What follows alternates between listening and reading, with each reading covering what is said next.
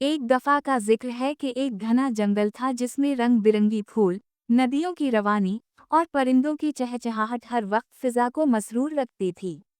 उसी जंगल के एक कोने में परियों का एक खूबसूरत गांव, नौरसतान, बसा हुआ था। इस गांव में कई अक़साम की परियां रहती थीं, रोशनी की परी, पानी की परी, हवा की परी और फूलों की परी। हर परी की अपनी खास ताकत होती थी और वो अपनी ताकत को कुदरती हुस्न को संवारने में इस्तेमाल करती थीं। नौरसतान के दरमियान एक अजीम उश्शान दरख्त था जिसे सब अनोखा दरख्त कहते थे। इस दरख्त की शाखें सोने जैसी चमकती थीं, उसके पत्ते चांदी की मानिंद दमकते और रात के वक्त उनसे हल्की नीली रोशनी फूटती। ये दरख्त परियों की ताकत का सरचश्मा था और उनकी जिंदगी का मरकज। लेकिन अनोखे दरख्त का एक राज था जो सिर्फ सबसे बुजुर्ग परी, मलका महताब, को मालूम था।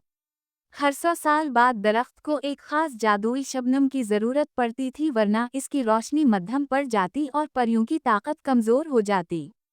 इस बार जब दरख्त के सोने जैसे पत्ते धुंधलाने लगे, मलका महताब ने सब परियों को जुमा किया।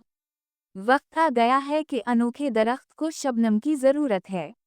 लेकिन ये शबनम आम नहीं, ये सिर्फ गुमशुदा वादी, खामोश नखलिस्तान में उगने वाले नीले कनवल से हासिल होती है।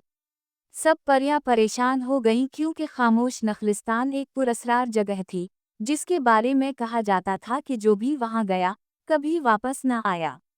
फूलों की परी, गल परी और हुआ की परी, नसीम, ने हिम्मत की। वो दोनों बहुत बहादुर और समझदार थीं। मलका ने इन्हें एक जादुई सिंह सेहर दिया जो उनके रास्ते की रहनुमाई करेगा। याद रखो, तुम्हें अपनी ताकत से ज्यादा दिल की सच्चाई और नीयत की पाकीज़गी पर भरोसा रखना होगा, मलका ने कहा। सफर का आगाज हवा, जंगल के बाद पहाड़ आए, पहाड़ों के बाद अंधेरे गार। वहां इन्हें एक खौफनाक अजदहा मिला जिसने उनका रास्ता रोका। नसीम ने हुआ की मदद से गर्द वाव गुबार उठाया और गलपरी ने फूलों से खुशबुओं की बारिश कर दी। अजदहा उलझ गया और वो आगे निकल गईं। फिर वो एक सहरा में पहुंचे जहां पानी की एक बूंद भी ना थी। गलपरी मुरझाने लगी, लेकिन नसीम ने अपने बाजुओं से ठंडी हुआ दी। तभी जादुई सिंह सेहर ने नीली रोशनी बखेरी और वहां अचानक एक चश्मा फूट पड़ा। कई दिन के बाद वो खामोश नखलिस्तान के दरवाजे पर पहुंचे। वहां एक पुराना दरख्त खड़ा था जिसने इनसे कहा, जो अंदर जाना चाहता है, इसे अपनी सबसे कीमती चीज कुर्बान करनी होगी। गलपरी ने अपने सुनहरी फूलों का ताज उतार कर दिया, जो उसे माँ से मिला था। नसीम ने अपनी हुआ की चूड़ियों को निछावर किया, जिनसे वो उड़ सकती थी। दरख्त ने अपनी शाखें हटाएं और रास्ता खल गया। अंदर दाखिल होकर इन्होंने नीला कनवल देखा जो एक झील के बीचों बीच खल रहा था। लेकिन जैसे ही वो झील की तरफ बढ़े, एक सियाह साया जाहिर हुआ। वो जुल्मत का राक्षस था, जो दरख्त की रोशनी को हमेशा के लिए खत्म करना चाहता था। गलपरी ने मोहब्बत भरी दुआओं से राक्षस को रोका और नसीम ने अपनी बची खच्ची ताकत से ऐसी हुआ चलाई कि झील के पानी ने राक्षस को अपनी लपेट में ले लिया। वो चीखता हुआ गायब हो गया।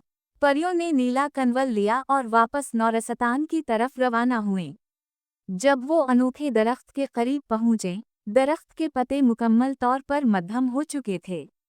गलपरी ने शबनम को दरख्त की जड़ों में टपकाया और नसीम ने हल्की हुआ से उसे जज़्ब करवाया। अचानक दरख्त की रोशनी वापस आ गई, इसकी शाखें जगमगाने लगे और पूरा नौरसतान खुशियों से भर गया।